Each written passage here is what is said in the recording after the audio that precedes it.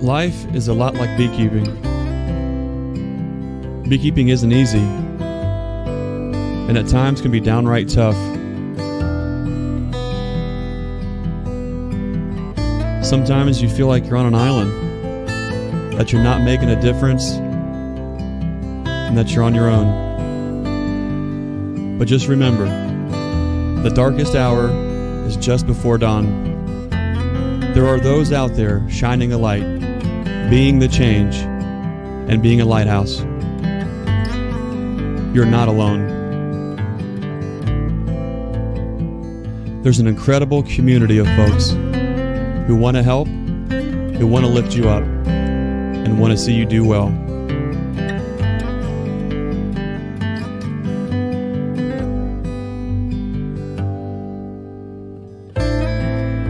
Like the honeybee is to the hive, we're better together. With hard work, if we work together, and with a little help from above, all things are possible. It's not just about keeping bees. It's about being our brother's keeper. Be the lighthouse.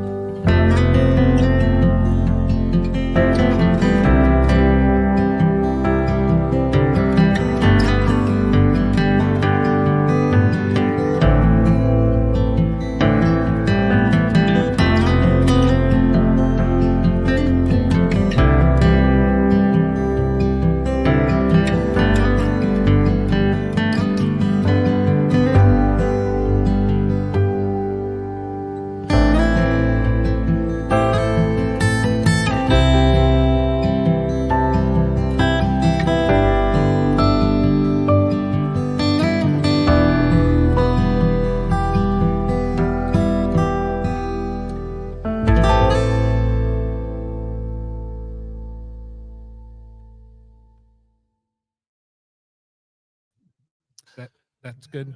Well, hey guys, welcome back to another Stream Team Beekeeping Chat. This one is special Bruce, Brian here live in person here at Nature's Image Farm, and behind us here is an entire live studio audience. Yeah, you guys are awesome. Thank you. I want to thank everybody for being here. We have folks that have flown from all over the country, driven here, thumbed their way here. You guys are awesome. We really appreciate you guys. Bruce, Brian, it's great seeing you again. We're going to have this habit of looking over at each other like we usually look at this thing here. But thanks for coming all the way up here to Hopewell, Ohio at Nature's Image Farm to do the Stream Team live and in person. What do you guys think so far? How's things been going? It's been great meeting everybody. It's been great. The trip was good coming up here, and I was here a little bit yesterday, got to walk around the place a little bit. So it's just a great experience. I'm glad I made it up here finally. I've been wanting to get up here for a while, and here I am. So I'm still kind of surprised they let you up this far with that accent. It's kind of surprising. I know. Well, I'm in Ohio State country, but that's okay. I'll represent it. Brian, you've been here quite before, but this is kind of a new experience, isn't it? It is, yeah. And today we're not building any walls. No, the day still do have donuts to share. Yeah. So that's a plus. No, it's always great coming down here. I mean, every time that I have a chance to come down and visit Greg, he normally puts me to work. You know, we're hanging up some insulation or building a wall or putting treatments on colonies. And then every time I get about 30 seconds up the street, I say, I am never going to be a commercial beekeeper. Yeah. Well, yeah, Tom Sawyer as he gets everyone else to paint his fence. So I appreciate See? when you do come and Yeah. help, and it's been a lot of fun. I want to thank everyone if you're tuning in on the Stream Team Beekeeping Chat live here on YouTube. Thanks for joining us this morning. If you're listening back to the replay later or the Nature's Image Farm podcast, thanks for spending some time with us. We thought it would be cool to do something like a little different. One of the sweet spots, and I think the gold and the treasure behind a lot of bee conferences. The conferences are great, the education, the speakers, it's awesome. But truth be told, I think a lot of us come for the community, we come for the fellowship, we come to spend time with each other. And some of the gold moments of those kind of conferences are the moments in between, the moments after. And so what we kind of wanted to do as a stream team as a whole was put on a stream team field day and a creator convergence. We wanted everyone to be able to converge, be here, be in one place. Content creators, product creators, beekeepers, kind of all the folks that are in our fold. And it was a fun way to just kind of see what happens. Judging by the turnout already, I think we're on to something here. And it's exciting to have so many folks who value what we're doing, what the community is doing as a whole. So I'm looking forward to see how this thing grows, what it does in the future. I'm really excited about today. Today, what our goals are for the convergence is we all want to get together, spend time, hang out. The stream team, we're going to be live like we normally do on the internet, but we're going to be live in person with the live studio audience. We're going to have lunch. We'll go out and do a learning yard tour. We're gonna try to con some of these guys in here, like Tom Nolan from Not Apiaries here. He's going to show us how to put formic on some of these colonies. We've got Rob Pollock. We're going to have him show us how to use an INSTANTVAP on some of these colonies. We may even talk Coron into talking to us about Apame. Look at, here he goes. It's going to be a lot of fun. There's going to be so many fun things to do. Greg, when we're going out there, though, don't we need a guardian to protect us? We need. See what I did there? See what he did there? We've got Terry Chapman came all the way up from Georgia, from Guardian Bee Apparel. We've got Ruth and Ricky Rourke came all the way from North Carolina, along with Spanky from Filament Corner from North Carolina. I'm going to have to go around the room because my brain is just absolutely fried. We've got Phil Nowles from Cedar Ridge is here. J.W. Irwin came out from Illinois. Matthew Schock, Premier Bee Products, all the way from Sioux Falls, South Dakota. We've got Anel from NKY Honeybees. John Turpin from Strong Microbials. We've got Dale McMahon from Apis Engineering. I'm going around the room here. Just so many awesome folks. We even have the Ohio State Capitol Queen Bee Inspector herself, Nina Bagley's here. So if you're worried about what to say or what to do around a bee inspector, talk to her. She's awesome. We got Thomas DeGan, Free Range Art Farm. We've got Jimmy all the way from Virginia coming out to say hey. We've got David Burns, all the way from Illinois. We got Tony West Bees here too. So I could go on and on and on. We're going to get to know a lot of you and spend some time with you today. But I want to thank everybody for being here. This is what makes things awesome. What do you think, Bruce? It is awesome. I'm just meeting so many of you for the first time, and it's great to be here. I'm excited about this opportunity to get up here, and it's going to be fast and furious, but it's going to be a great opportunity to be able to get to know everybody. And many of you I recognize faces and names, and a lot of you I'm meeting for the first time. So it's just a tremendous opportunity. Brian, what's it like? We see all these folks and we engage with them. You consider them friends. You get to know them. You see the comments, the interaction, the YouTube interaction. What's it like to be here in front of folks who have gone this far to be here to spend some time with us? To me, it's crazy because I'm looking out and I see a smiling face back there, Anil, Jarrett. There's people that are here that if I go back, a couple years, I would do live streams, and this is pre-stream team. And I would take my laptop and I'd sit on a hive stand and, and I would chat and there'd be 10, 11 people, and I mean, they would faithfully watch and we would just talk bees and I'd reach out, and one or two times there'd be somebody join in that didn't have bees and they'd be like, this guy's crazy, Yes, I am, but to go from that to now, since we started this, gosh, I mean, we're going to be pushing close to 2 years here in a couple months, to see a group of people. I mean, we literally, just threw this together in the last few weeks. We've been talking about it, but to have just every week we have those that watch, and for all of you to come and spend a Saturday with us, it's almost makes me speechless. It's absolutely humbling. Yeah. We're all three the kind of guys, as you guys know, we stay in our lane. We do what we do. We share the best that we can. What is it about those bugs in a box for all of us is different. And as we share what we do individually, it's always with kind of a collective in mind. It's not just about the individual bee. It's all the bees on the frame, in the box, in the colony, in the yard, in the each individual ecosystem. And I think that's what's important about community. It's the same exact thing. So it's an honor for us to have you guys here and be a part of this all in the same room. I'm looking around here. I'm seeing all these people in here, and we're surrounded by these big wood walls. It's almost as though we're actually inside of a bee box here all together. It's kind of cool. But there's a lot of folks that wanted to be here that they couldn't be here. So because of that, I have a very special coffee cup this morning that So Yappy, when you watch this, this is the best drinking cup I think I've ever had. It's just one of those. I mean, you know what? It really works good. If you want to microwave fish sticks, this thing works great too. Yeah, you can't get the smell out of it, but Right. So when this cup finally makes its way back to Yappy Bee Man, it's going to be special. The metal liner, it gives almost perfect crisp. So when you drop the fish sticks in there, what is it, like 10 minutes you put them in for? 10.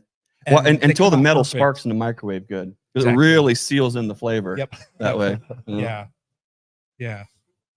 Yappy wanted to come up. He was speaking at the Alabama conference. Dirt Rooster wanted to come up. He was also speaking there. Mike Berry wanted to come up too. Yeah. I think with maybe some more planning and a little bigger venue, where we could do a lot of fun things. But it's been pretty cool. Well, typically when we do the stream team, we do a kind of a 2-minute check-in, kind of where things have been in your neck of the woods. Bruce, we'll start with you. Talk to us about the last week since we got together for the stream team. What's new down in Dothan, Alabama? Well, basically, I think I mentioned on the last live stream we did that last weekend I got out and fed the bees. They needed to be fed. I had gotten a little burnt out, and so I just I didn't do much for several weeks. And I went up there, and so I went and put some syrup on the bees. I tried some new techniques. I got some frame feeders in there now, just trying some different things. And so we'll see how it goes. Overall, the bees are looking probably as good as they ever have this time of the year, I think. Haven't had quite as much loss this year as usual. So we'll see how it goes moving forward on into the rest of the year. And then this past Thursday night, a couple of days ago, I drove up to just east of Birmingham. Brian Lee, you might have seen him in some of our chats in the comments. And he's become a good friend of mine. He lives up just east of Birmingham. And he asked me to come up and speak at the Shelby County, Alabama beekeeping meeting that night for the bee club there. And that was a really good time. Got to meet Brian or I knew Brian, but got to meet his wife and showed me their house. They live on a beautiful place there on the side of a mountain out east of Birmingham, Alabama there. And then I flew up here yesterday and we hung out a little bit yesterday afternoon and evening. And then here we are. So that's really kind of in a nutshell, the whirlwind that has been the last week or two. How'd your, have you given a lot of presentations or talks at bee clubs? I haven't. I did one at my local bee club and then this one. And so, we do the stream team, but as far as going out and doing bee clubs, I haven't done a lot of that. But it went well. It was fun. I basically just had a slideshow with pictures kind of throughout kind of my story type of a thing and kind of how I've progressed throughout my beekeeping adventures from being just the hobbyist with a couple of hives up to what I am now. And so it was kind of a fun. We talked about some principles, and things like that have helped me have success. And that's kind of what it was all about. And then had some questions. So it was a good time. I enjoy it. I just haven't done a lot of it. It's a lot of fun. It's a little different of approach than this kind of a format, but it's a lot of fun to be able to have that interaction. A lot of folks over the last couple of years, without going down that rabbit hole. A lot of folks still are yearning to have that face-to-face, have that connection. And so a lot of bee clubs were hit severely over the last 2-3 years. A lot of bee clubs went under, not a lot of opportunities for a lot of folks to meet, to gather, to fellowship, to be in the same place. And so I love it that clubs are finally getting back on that train and getting speakers to the clubs. Getting the face-to-face time with the members is a big deal. It's one thing to do. Look, I'll say it. It's coming from a guy who's sitting behind all this technology and streaming. I get it, and it has a purpose, and there's a need for it, and it reaches people, and it's important. But there's something about being in front of somebody, being in the same room, sharing the same energy, the love that you have for this craft of beekeeping all together, being in that room. That kind of a fellowship is a different thing altogether. You can read people, you can see people, you can hear people, you can be a part of that, something way bigger than yourself, and you can feel that. And so I love that clubs are finally getting back to having speakers in person and doing that. I think it makes a huge impact. Yeah, I really, one thing I've noticed about beekeepers in general is that, you know, whether it's my local club there in Alabama, you know, South Alabama, or whether it's Shelby County, or whether it's here, beekeepers are generally really good people, and it's just kind of a neat group to be around. One of the guys the other night kept talking about how if you ask X number of beekeepers a question, you get this number. I like to say if you ask 5 beekeepers a question, you get 10 different answers, and that's true, I think. But everybody is in it for a worthy cause, and we all have our own goals, and it's just pretty neat to see the caliber of people typically that you find as beekeepers. And so wherever you go, I think probably in the world, that's the type of situation you run into. And so, you know, just good people, good folks. And I just enjoyed that. And that's one thing I enjoy about this type of thing, or going to the conference, you know, the conferences and all that, is just getting to know the people that are just good, down to earth people, just trying to do a good thing. It's pretty neat. I love what you said there. And I'm laughing because we've all, you know, tried to say the telephone thing where the joke or the line or the thing it all changes, but it's ask 10 beekeepers the same one question, you get everyone has a different spin on that too, which is actually an important thing to think about too. Is we can have the same idea, right? Which is we all have a different experience, we all have a different way of thinking about things and an experience. So we can ask you one question and it's a bazillion different answers. What's funny about that is when each of us as beekeepers try to portray that same theme or statement, it's also widely different. And I think that's one thing I really appreciate about you guys and the folks here too, is that's perfect. That, like, we don't want to be the same cookie cutter, do everything the same exact way, have the same experience, because truth be told, it's never going to be like that. Diversity in everything. Us as a civilization, if we look to nature, we learn so much. Diversity is king. We look out here at Nature's Image Farm, it's over 100 acres of diversity. All kinds of different trees and bushes and brambles and flowers and crops and all these kind of things. That's an important thing. And so with beekeeping, it's also important to keep that diversity, but also appreciate it and not let the diversity within be a divide. I think a lot of us are sick and tired of the us and the them, the fighting back and forth. They do this way, they do that way. It's this, it's that. Like, we've said it before, we get a little naive.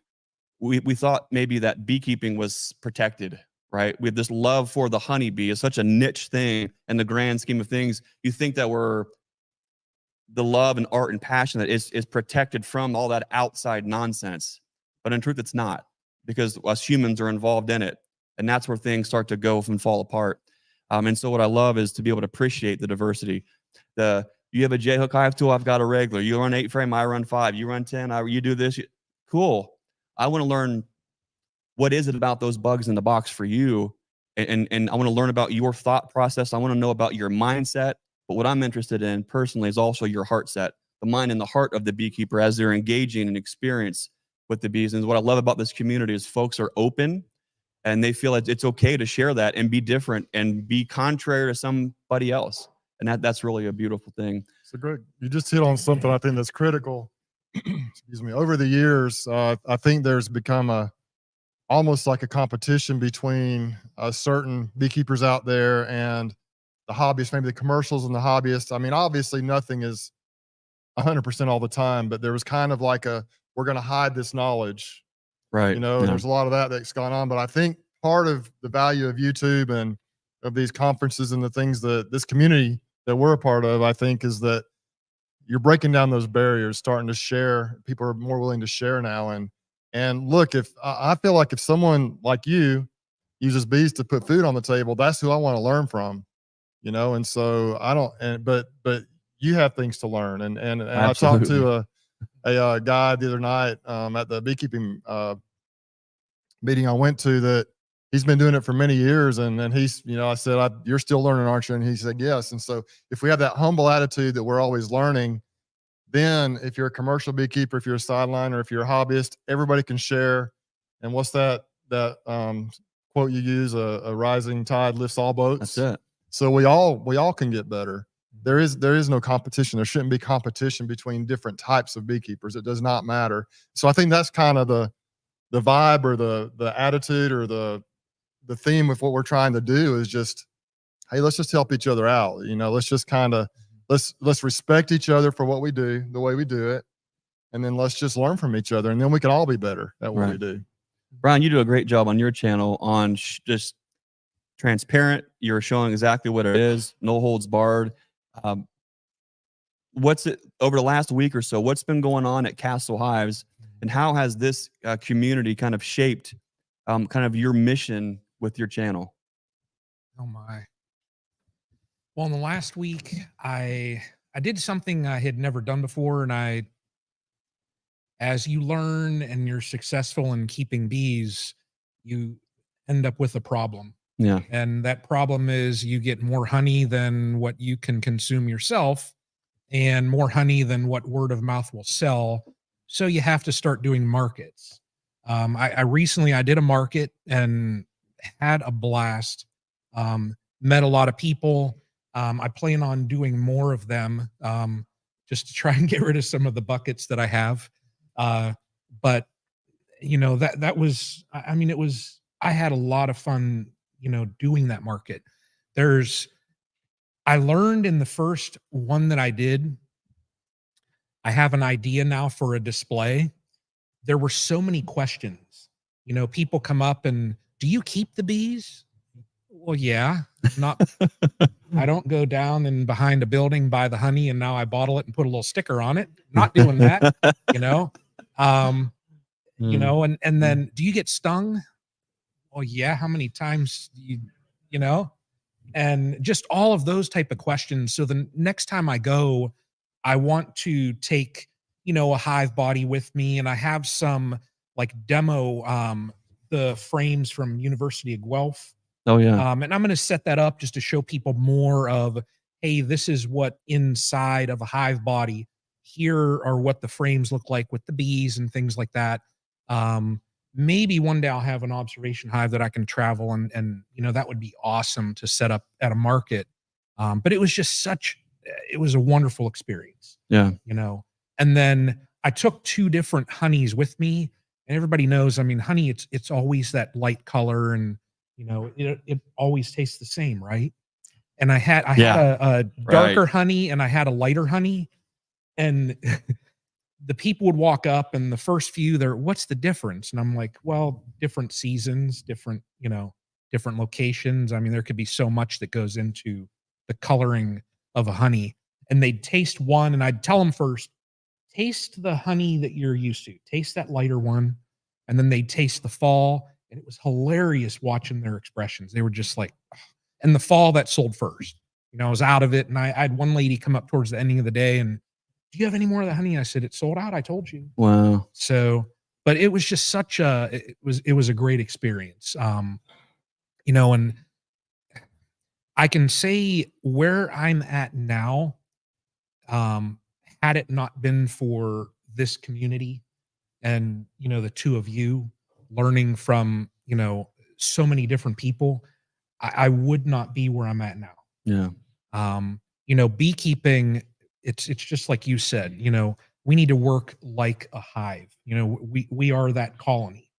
We're better together, and we share. And that's where, like, you know, Bruce was saying, you know, that divide that's out there, we need to break that wall down and just all move forward together. and that's how we'll learn, and that's how we'll be better beekeepers. You know, it's when we're all going our separate ways, it does no one any good. Right. Together, we are so much stronger and so much better. We are. Absolutely. It's well said. And it kind of reminds me of how the stream team even started. Bruce, do you remember how this whole thing kind of kicked off? Yeah. We, well, a couple of years ago, I guess it was, well, first of all, going back a little bit before that, I had been interested in doing live streams a little bit on my channel and hadn't had a lot of success with it. I just kind of, there's a guy over in North Carolina called Brian Carlton. Brian's a mess. He had a channel and then he just shut it down when I don't know. Anyway, he's funny, but he told me I should do live streams and I really didn't have a desire to do it. Didn't really know what was involved. And so I just did a couple using my iPhone, alone, and they were okay, but it was just me trying to figure out how to do it and didn't really have any idea what I was doing. And so, but he said, there's this guy, Castle Hives does live streams all the time. You should reach out to him. And I had no idea who Castle Hives even was. Wasn't anybody. I didn't know. I didn't.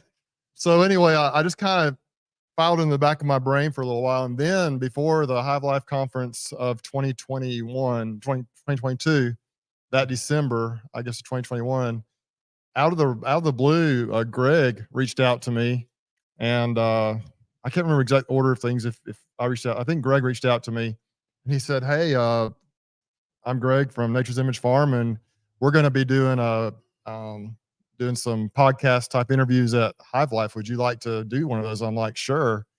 And so, why not? I was going to the conference, and then shortly after that, I reached out because I was still in the back of my mind, I wanted to do live stream. So I reached out to Brian, emailed him, I think, or got a hold of him somehow. And he's like, "Sure, I'll help you figure it out." And it was a couple of weeks before Hive Life. We just jumped on, and we did it on Brian's channel.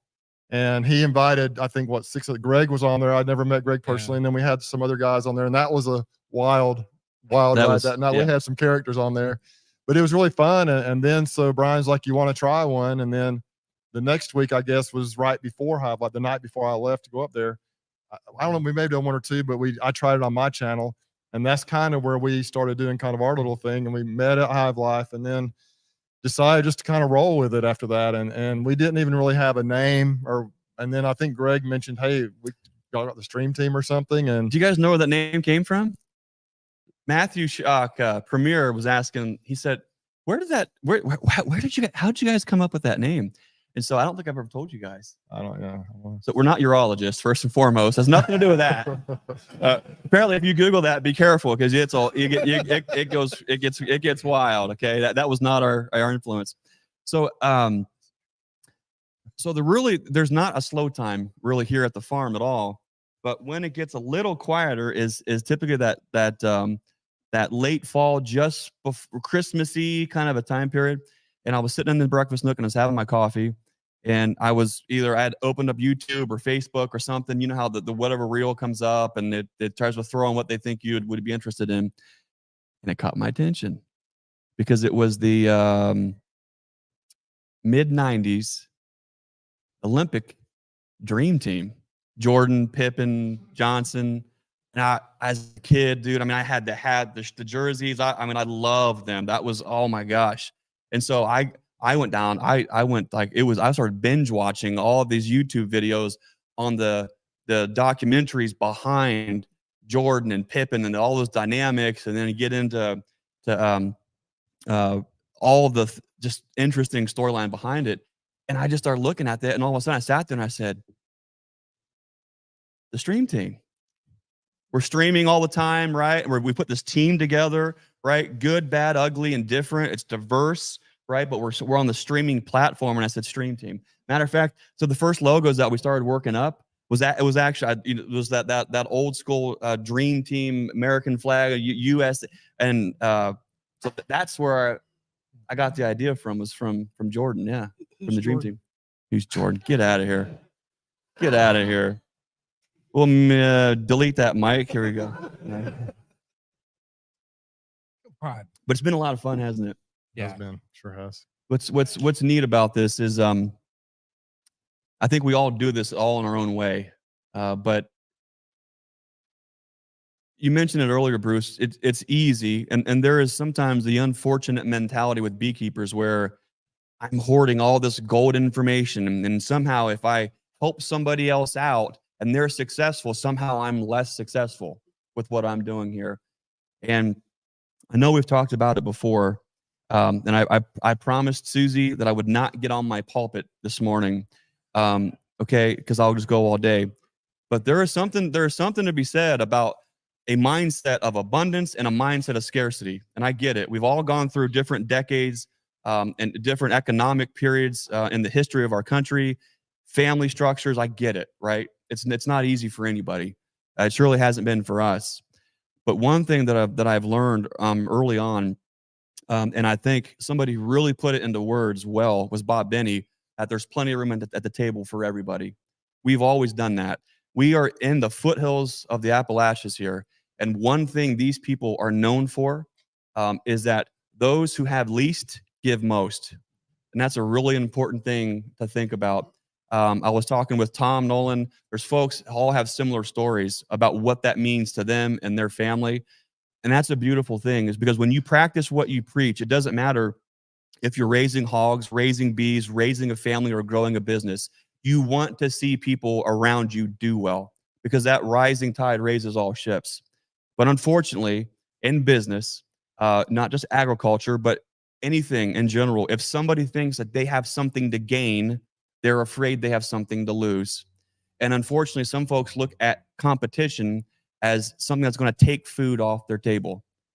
And let me just tell you, if you're worried that by helping somebody else out is going to take bread off your table, then I think you need to spend some time reevaluating your approach with gathering bread, because maybe you're not the breadwinner you think, and you've got some soul searching to do. For us,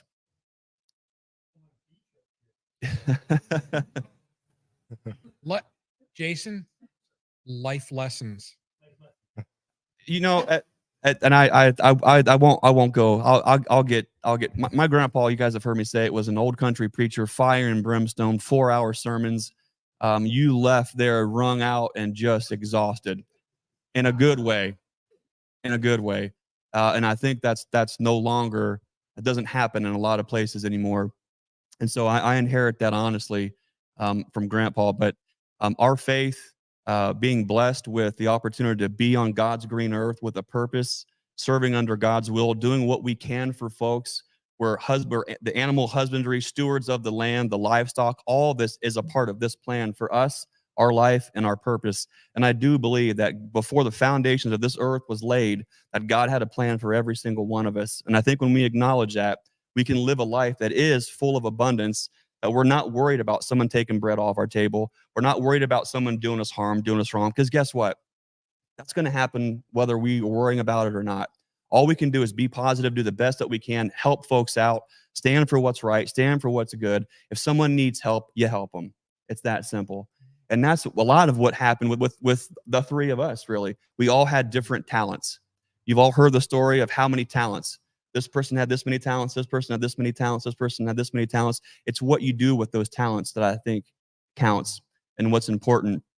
Brian is the tech whiz. I mean, he is just I've never met someone who is so on point with all of this. Bruce does a fantastic job of articulating and sharing what he's doing in a humble, honest way, transparent way with what beekeeping means to him. I'm just some schmuck who can run a couple of these buttons and love to just wax philosophically and go deep on some of those things. But I think the three of us together, it's a special formula because we are always mindful of checking the ego out the door. It's not about us individually. It's about all of us collectively as a whole in the community. And I think if more folks did that, not just the beekeeping community, the homestead community, the farmstead community, the homeschool community, it goes on and on and on and on, this country would be a lot better place. And I think we could all agree we got a lot of room for improvement in those categories there. So I'll probably stop there before I get in trouble.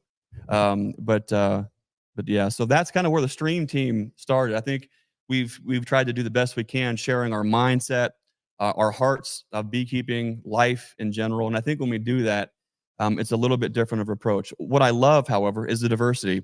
We're in a room full of amazing content creators. We've got David Burns here, who is the master of putting together exactly the nuts and the bolts and all these things where somebody can look at it, understand it, learn it, and move their beekeeping forward like that.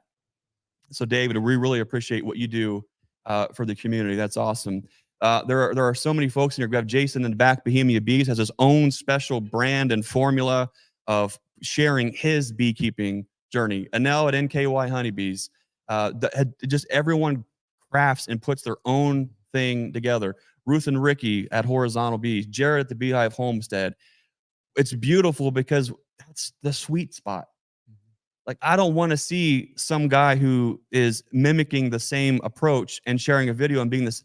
I want to see the differences. I want to learn the diversity. I want to see what is it about the bugs in the box. And so that's what I love about you guys. And I want to thank you guys for not only your friendship and your collaboration, but this is not a real easy thing, you know, to put 3 guys in the same room or the same screen to share what these bugs in the box mean. It's not as easy as you think.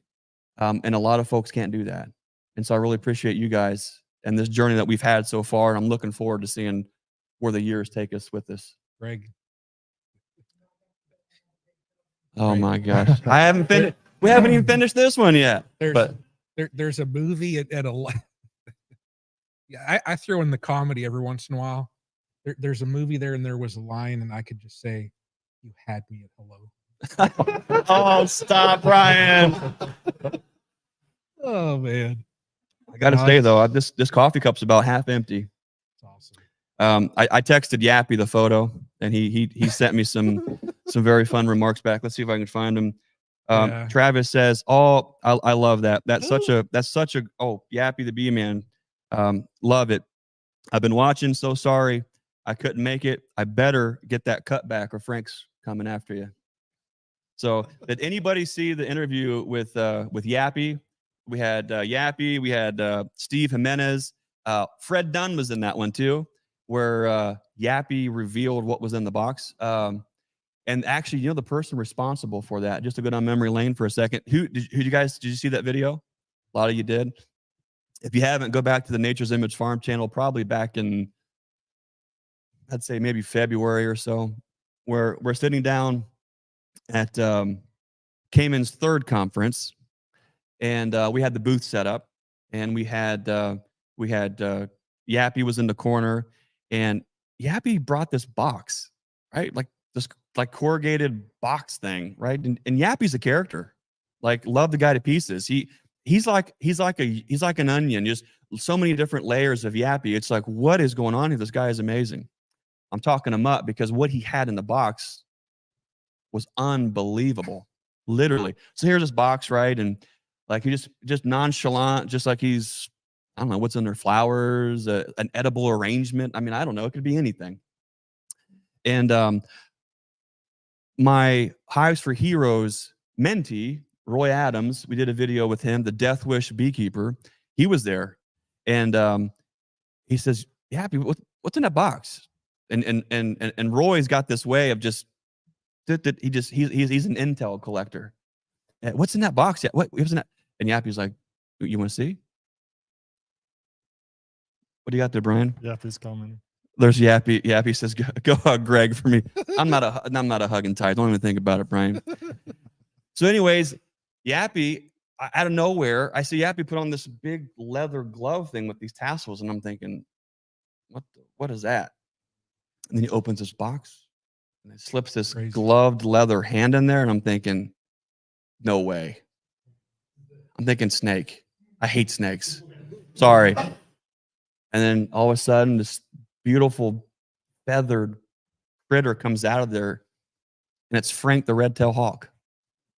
And That's crazy. It was, oh my gosh, it was one of those I will never forget that moment. And I'm just thinking, wow, the kind of folks that we're able to be involved with is awesome. Nothing. Just yeah. Look this way. Look this way. So what? Thanks, Ricky. Love you too, buddy. So anyways, that's one of the great things about those conferences is you finally get to face meet some folks that you haven't had an opportunity to meet. That was the first time that I very briefly got to meet my long lost Uncle Dave. David Burns. You guys know who David Burns is. Let's put him on the spot. David, come on down.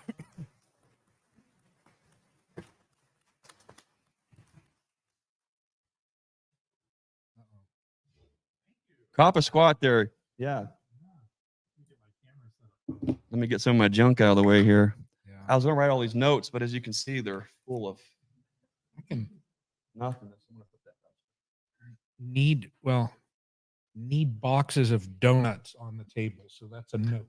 Oh, note. Okay. We need donuts. Donut need. Yeah. Noted. Like it's a Johnny Carson show, and I'm being brought in. Exactly. Hey guys, Fancy Howdy. finding you here. we are not related. You can actually tell by the appearance. He's been driving around. There's no genetic similarities. One of us is a better looking one. I'm sorry I had to take that trophy from you, but Yeah. one of us had to. Thanks for coming all the way from Illinois to be a part of this whole Oh thing. yeah, enjoyed it. What I really appreciate about not only your YouTube channel, but who you are as a person. You're not the guy who is let me take all the credit, worship my beekeeping channel. You're an honest, down-to-earth, humble guy doing the best you can, sharing the beekeeping journey for your viewers. And I think that that's absolutely awesome. Well, thank you. I want to start off by saying I appreciate that a lot. To me, beekeeping was a hobby that developed into something by accident. Yeah. And I started making videos on YouTube back in 2008, only a couple of years after YouTube started.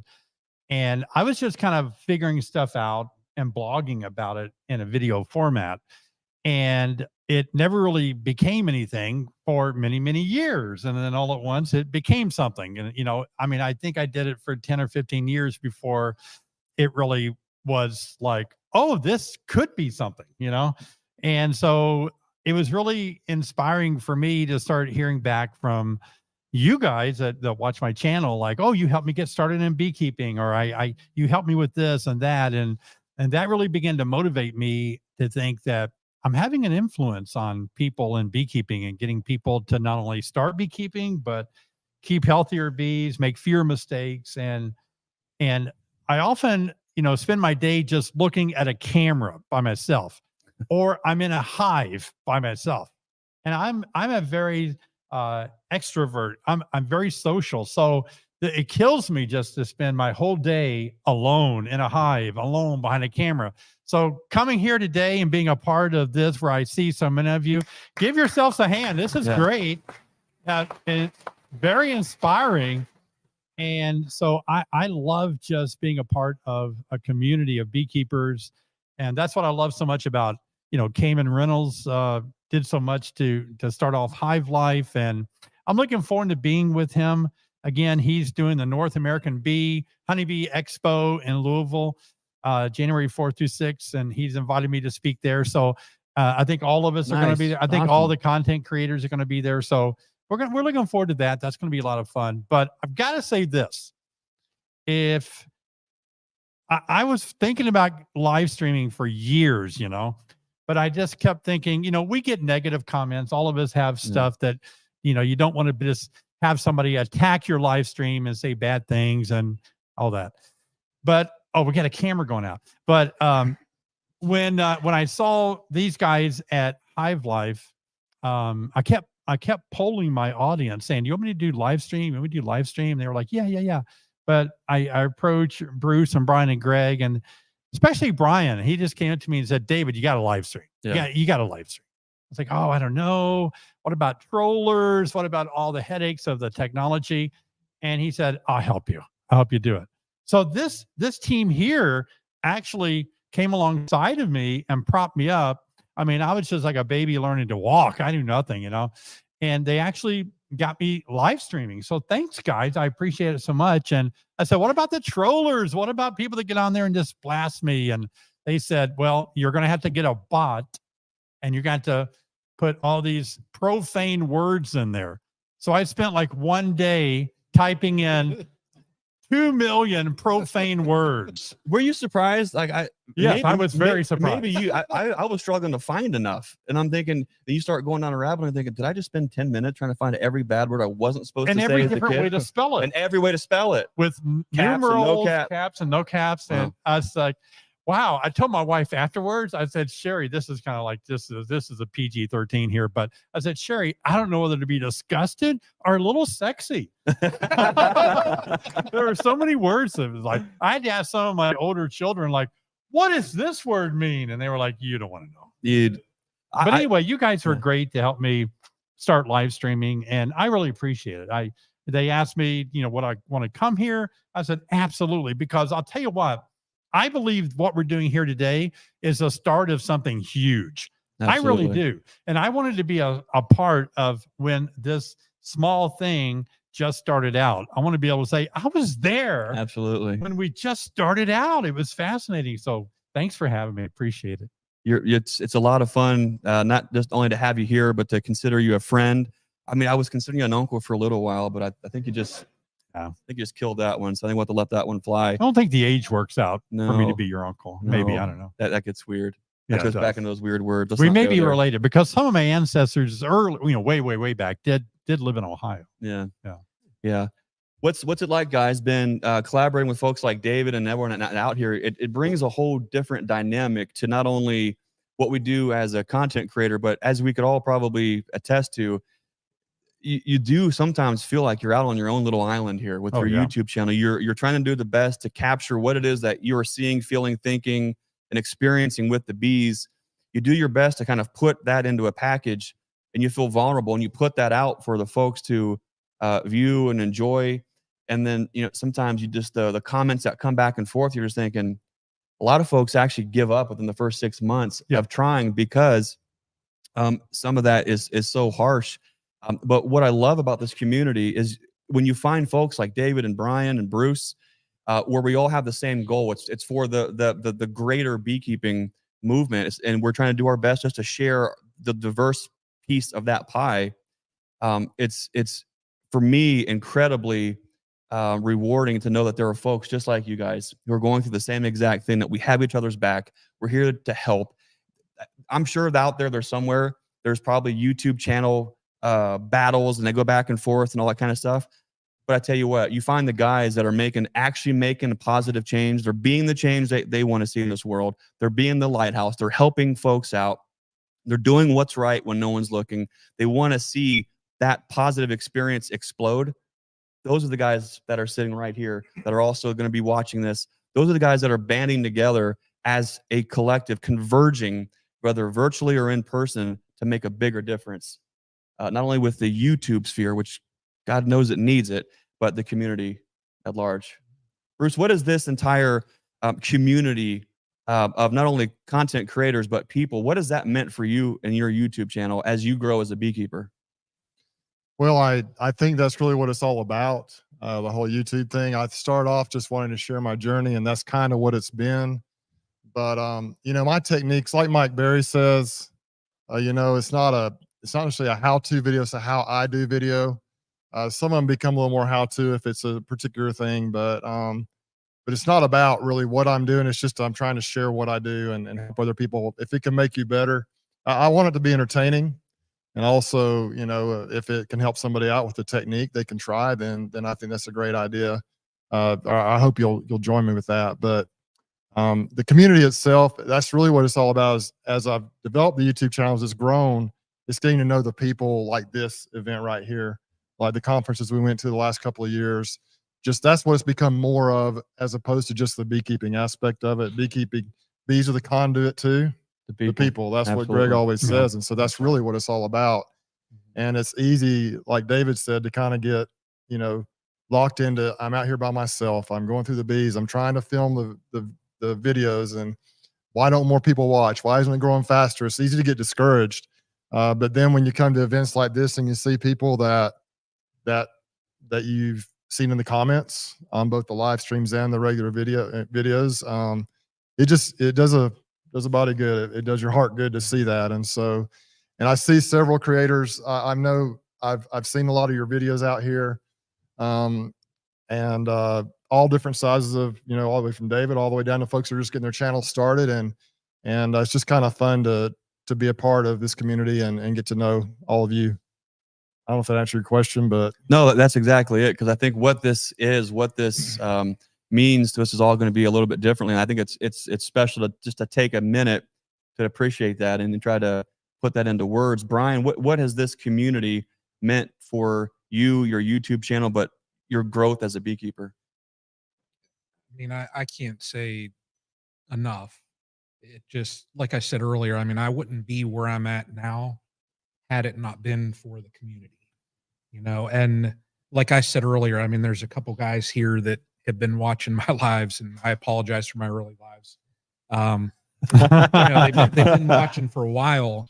And if you would have years ago told me, you know, even 2 years ago, told me, hey, on a Saturday in September, you're going to be sitting in a room with, you know, a crowd of people At a Yellow Jacket know, farm. at a Yellow Jacket farm, Yeah. special genetics, you know, and You then pick honey all day long. and you're going to have all of these, you know, the different, you know, manufacturers, vendors, you know, we're going to be sitting up here, and David, who I watched his videos, a lot of people watch his videos, is going to be sitting here, and you're going to be chatting with, and you talk back and forth with. I would have been like, you probably smoked something that you got in Denver or something, you know. I think they grow that here too. Right. They probably do. Yeah. That's back in the other genetic yard. Right. Yeah. Right. But yeah, I would not have believed it. But what this is evolving into, you know, when Bruce reached out, I met you because of my loss. You know, I lost all right. my colonies. Yeah. And so there was an event that took place in my apiary that I shared. I mean, that's a video that someone that watches my channel actually made a video of.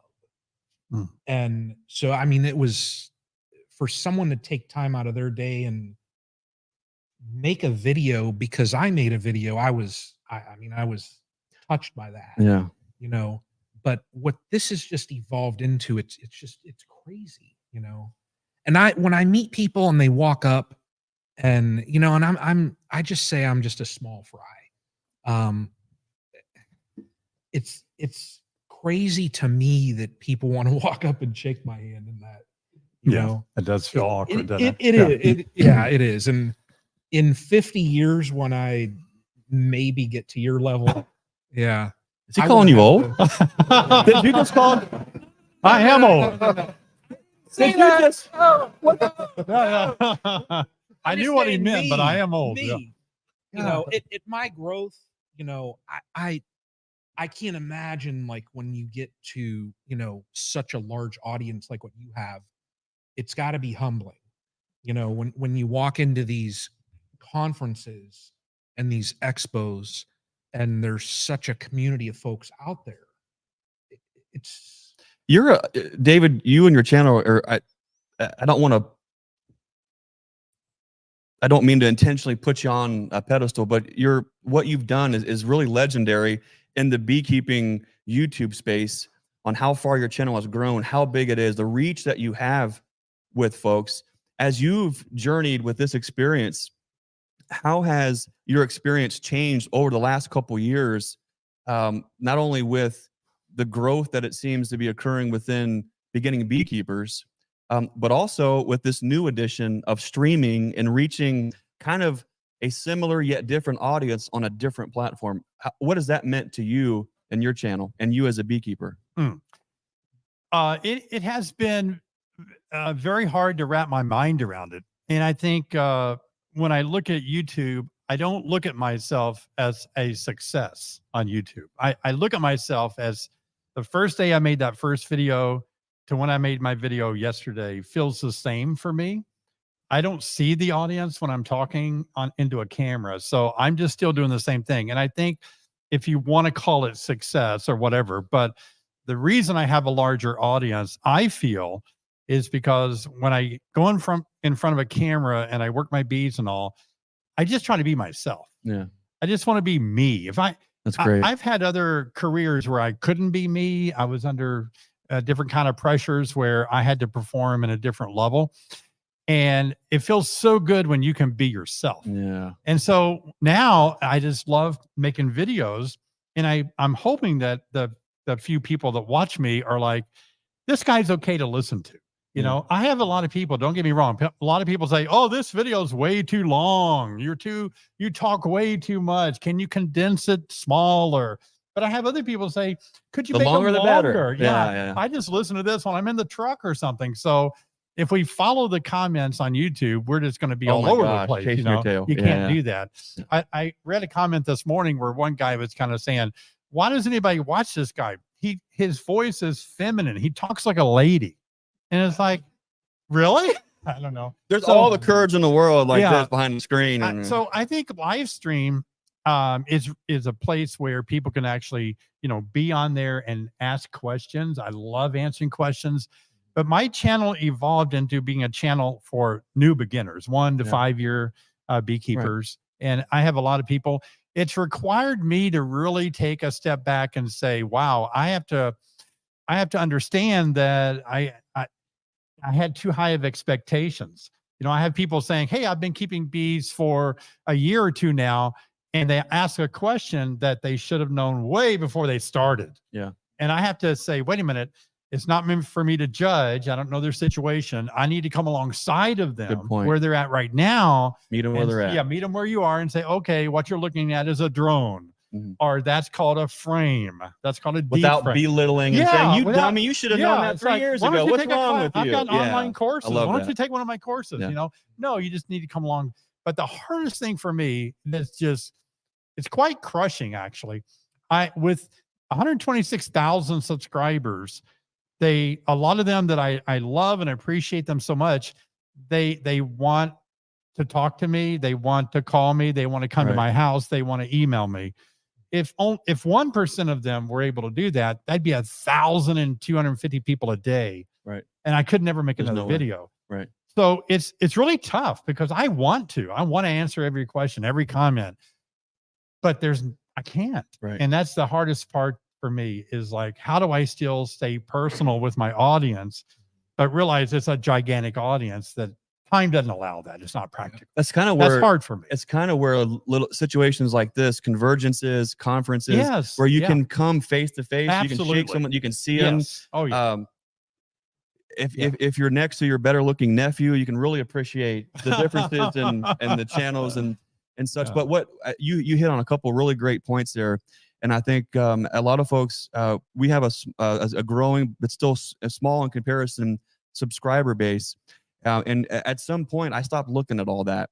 And what you just said there is gold for anybody who is starting a YouTube channel or they're growing one. Is when you're just yourself and you're sharing that, there is a certain authenticity and a genuine nature with that you don't have to fake anything. Because every time you produce, that's right. It's a similar product. And that's the audience that you want. That's exactly the audience you want, because you're not trying to be this for that or this for them. Absolutely. And you do a really good job. One of your really great strengths is not only not just the video editing side of kind of assimilating the storyline, but you do a great job of breaking things down where folks can easily digest a complicated subject in a very concise way where, okay, point of reference, where there is problem calls cure. And you do a fantastic job of doing that. And what I appreciate about the YouTube, the content creator sphere is that you've got very few channels that can do what you do. And then you've got Bruce, who has a experiential side of him working the bees and how he's trying to figure out, and that goes into this beautiful mosaic. Then you've got Brian, who's just nitty gritty, showing exactly what he's doing. You have us who can't get a single video out, it seems like, most of the time at all. But we all are this beautiful mosaic, this own little shape of a puzzle that fits together, and it paints a beautiful picture. And you do a great job doing that. Well, I appreciate that. There was a point in time where, I think I'm the oldest running beekeeping channel on YouTube. Wow. Yeah. And Fred Dunn started a few months before me, but he was doing other things like chickens, and he Chickens. didn't start beekeeping. So The chicken. and I may be wrong about that, but I think I'm the oldest, Fred longest Dunn, running beekeeping. the shrew guru himself. Fred Dunn, Who's yeah. Fred Dunn. So there was a point in time where I thought, you know what? I can't make another video on YouTube on beekeeping. I mean, there's only so many that you can make. I've done how to install a package. I've done varroamide. And my wife said, are you going to be able to ever make another video? But it is amazing. Once you start drilling down, it's no limit. Right. I keep thinking like, oh, there's so many videos I need to make on beekeeping. It's phenomenal. But I want to tell you, I want to get back to something you mentioned about being yourself. And we all have different videos that we make and we think this is going to really be a good one, right? And all at once is like, nobody liked it. Crickets. Was it my thumbnail? Was it my title? Yeah. I gave my life for this video. I shed blood and sweat and tears over it. I thought it was the best one. And then I just go out there and make a dumb one. To me, it feels like, well, this was dumb. And it just blows up. And I'm like, I can't figure this out. But the funnest one I ever had was I made a video. I woke up early in the morning and I just filmed my beautiful Illinois sky. And I just walked around my bee yard and I said, I love you guys. I appreciate you watching. I cooked a breakfast out front on an open fire with my wife. I spent so many days editing that video, getting those perfect still shots and everything. Nobody likes it. It's like, oh, that's my favorite video. I think to this day, it's got like 4,000 views. Wow. And I can make another video yesterday that's got 10,000 views. And it's like, you just can't. But, my wife is a big encourager. She said, make the videos that you like to make. You're the creator. You create something that awesome. You enjoy creating. And that's what I do. I just think, how can I help people? What questions are they asking? And then how do I come alongside of them and answer that? If you think about that, how many in all of our lives and all of our experiences, if anyone out there, if your life is perfect and you're always living on the mountaintop constantly, would you raise your hand? We have a few. Look at you. Right. Look at you. Oh yeah. The truth of the matter is life does a lot of this too. Yeah. Right. And so does our beekeeping. And what's important is if we are just sharing our journey and our experience with beekeeping throughout the ups and downs, videos are going to hit, I think, like that too. Yeah. But when you're sharing that full scope of the ups and downs, we know who David is as a beekeeper. So then when we see the nuts and bolts, now we have a little bit more of a clue on the heart and the mind of the guy behind it. And while sometimes those videos maybe don't hit like we would hope,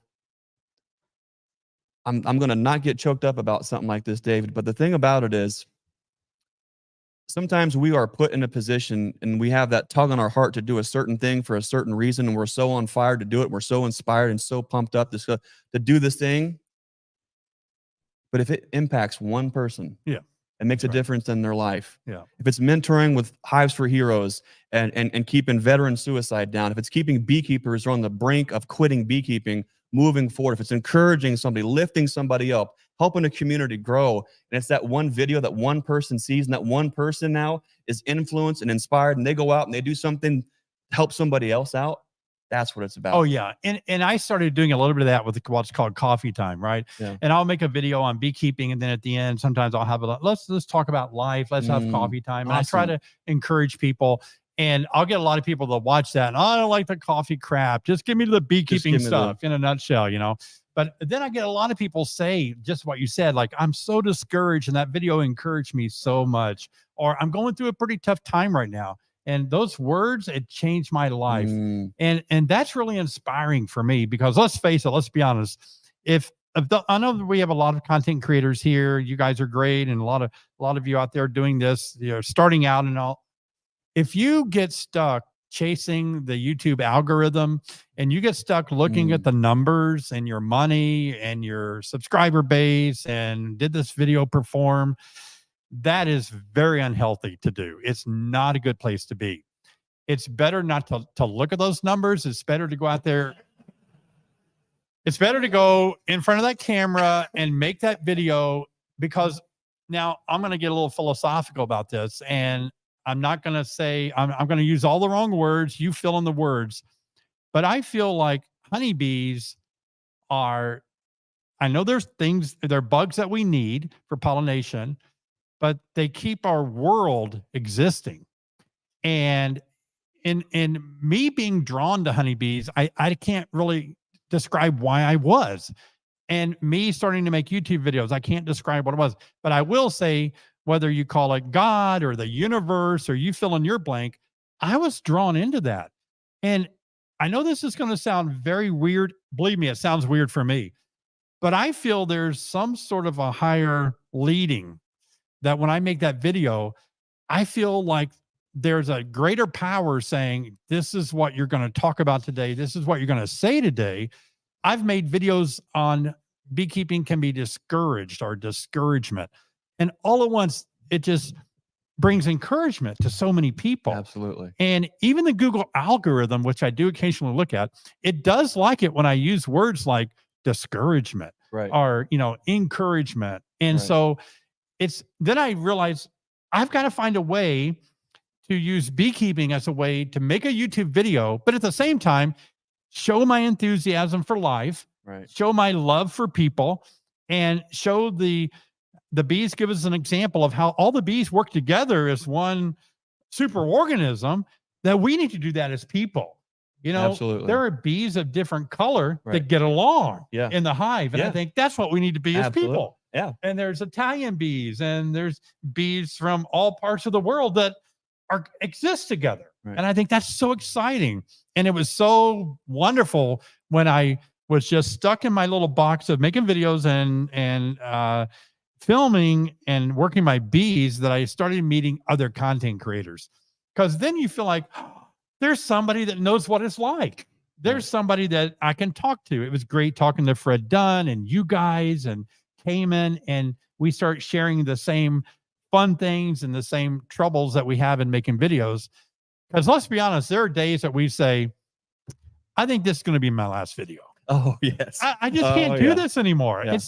I can't. I mean, there are times I go out and film and I have gathered wonderful footage and my camera wasn't on or my microphone wasn't on.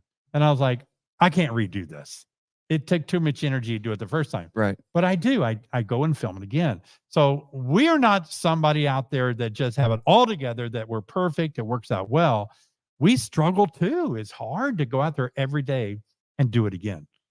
What's inspiring too to think about is not a lot of us vocalize those struggles, internal struggles. It's one thing to see what's going on here. It's another thing to figure out, okay, this frame rate, the ISO, which lens, right? And then capture it and then get the audio. Do all these things to try to share the experience of what you're seeing here. Painful, and no matter what you do, it's never as good as this. Yeah, I know. Like right now, like having everybody in the live studio audience being a part of all this, it is never going to be as good as this. When we watch these videos and we cut it and we put it back, it is never going to be this again. Yeah. And we try to share this and put that out so other folks can share and be a part of this experience. But there's also something to be said about the simplicity of taking time to not do that. It's the going on vacation without the dad camcorder capturing every spoonful of pancake and this and that. Hard. Yeah. Right. Yeah. With us, we have 7 kids. And what I learned is when we can all get together, when we do, it's fun to have a picture or two as a timeline, but I really enjoy sometimes putting all the phone down and just enjoying and being engaged in that moment, even sometimes in that season. And for us at the farm this year, with the growth, with the shop and the bees and everything else, we've been so engaged with the art of doing that there's been no bandwidth left internally for us to do a lot with capturing it for others. And I think it's important to keep in mind that we will go through ebbs and flows in seasons where we're capturing, where we're not. I'm always reminded though, is that when I'm feeling like I'm overcomplicating and it's a 3-camera shoot and it's 6 mics and it's this, and I'm trying to get the limiter and the compressor right on the audio and all this kind of stuff and da-da-da-da-da, I'm always reminded of a certain Canadian with an iPhone and a cup of Tim Hortons coffee. Yeah. Who's doing this, going around, and that's it. And I'm thinking there's also beauty in the simplicity. The most important thing about what Ian does, I think, with the Canadian Beekeeper blog, or what we all do individually, is when you are genuinely sharing your experience, that authenticity knows no filter. It doesn't need any of that. Yeah. What we do, we sometimes geek out on the art of film or the art of storytelling and the art of the actual product. Oh my gosh. Canadian Look flag. at that. Wait, hold. I gotta get a picture of that. Oh my Yeah, but gosh. Yeah. It's We'll have even to send it's that one to even Ian. it's I can't even get the camera autographed. turned around. What did Tom Nolan bring that? Wow, look at that. Oh my You got it. Well, that's a good point, Greg. And I want to say for aspiring YouTubers that Yeah. are watching or that are Yeah. here with us today, a couple of things that I've learned that I wasted a lot of time on is that when you go to edit your video, if you really micro edit it, if you try to get it to be perfect, if you try to get that special word to appear at a certain time, that is such a waste of time. It is. In the beekeeping community, like you said, with Ian and his channel from Canada, it really doesn't matter to the beekeeper a lot about all that fancy edit that you do. And so that's a tough spot but we can get trapped in that. You can try to make that perfect video. And it can be a real drain when the audience, I've tested it on my channel. My audience they're not going to watch a video anymore that's highly edited and really flows great versus one that I got through together and I just put out there really fast. It doesn't really make It's any amazing difference. how that happens. And I really appreciate you sharing those kind of things. Yeah. So these are a lot of the things that no one really wants to talk about. And for those who are consuming the content, they probably don't even think about that. Right. They just They think, don't. Yeah. someone has a better camera than this guy. And somehow it just, but I've done some amazing edits like that I don't even think the viewer even noticed. Right. You know how you walk out of this room and into the next room, but you don't see that camera because you refilmed it and all that. Nobody even 3 cares. hours It's for a just, 6 second transition. I do want to say one thing about family, and you probably need to kick me out of here, but my wife and I raised 6 children on a bee farm, right? So we know what you're going through. And so we were able to put them all to work. They did everything. My youngest daughter is with me today, Carrie. And Carrie was great because she just plowed into everything. She's gone down south and done our packaged bees with us. One night, Carrie and I, when she was younger, we spent all night getting hundreds of packages labeled and stapled together and sent off to the post office. Carrie was so great. And when she was younger, she took to grafting queens. We were raising queens together. She was featured in a major magazine, Country Woman, for queen rearing. She's a great grafter, great queen. Yeah. Producer. And she was just, when our business was growing, she was just always there, answering the phones, taking orders, and so it's amazing that you can expose your family to things like this. But at the same time, I feel like during that time, we're just jumping from one fire to the next, It's just like, how do I get these packages? The truck isn't going to take them. How do I find a UPS truck to put them on? How do I track that truck down? And it can really be a firefight. Yeah. And so at the time you're doing it, you're just moving from one fire to the next. And I wish it wasn't like that. But at the same time, that's what enabled me to become kind of like where I'm at today, going through all of that. But forged in fire. Yeah, it wasn't easy. That's for sure. Yeah. David, thanks for not only All what right, you guys. do on your channel. Thanks for being here and being a part of this day and sharing what this community means to you. We really appreciate you taking time to be with us. Thank you. With the Stream Team. Well, I love you chat. guys so much. You know that. I appreciate all that you do for me. And like, you've helped me so much. Anything I can ever do to return the favor, I want to do it. Greg was so kind and he said, what do we need to pay you? What do I need to give you to be here? And I was like, you don't owe me anything. I'm coming on my own. Don't get any ideas, guys. Okay, don't get any ideas. Yeah. No. That's just me. I mean, I think Ricky I wanted to buy a horizontal hive, and Ricky wouldn't let me pay for it. Yeah. He was like, no, if you're going to put it on your YouTube channel, what doesn't want to let you have it? And I was like, we argued quite a bit. And I finally just had to send him a check. I'm not taking it for free, but I think everybody is worthy of what they earn and what they make. So it's just there's your free coffee cup. Oh, that's 2 of them that's now. 2. Thank you. Give it up for David Burns.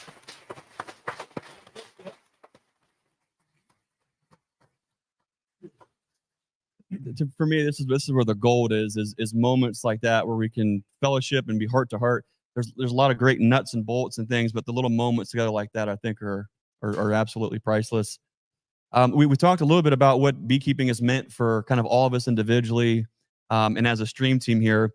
We're getting close to 11 o'clock, and we've only got about 40 minutes left before we close out the live stream. But I wanted to touch a little bit on with you folks that are here, what this community, what the learning, a lot of the crowd that we have here is our learning yard crowd. It is folks that have supported Nature's Image Farm by buying their package bees or their nukes, their equipment here. And we can't thank you enough. This opportunity was a way that we could say thank you for supporting us, or we can try to bring in and converge all of these great minds and hearts all in the same place. And I really do want to better learn and understand, what does the learning yard mean to you? What does this community, what does the stream, what does all of this mean to you?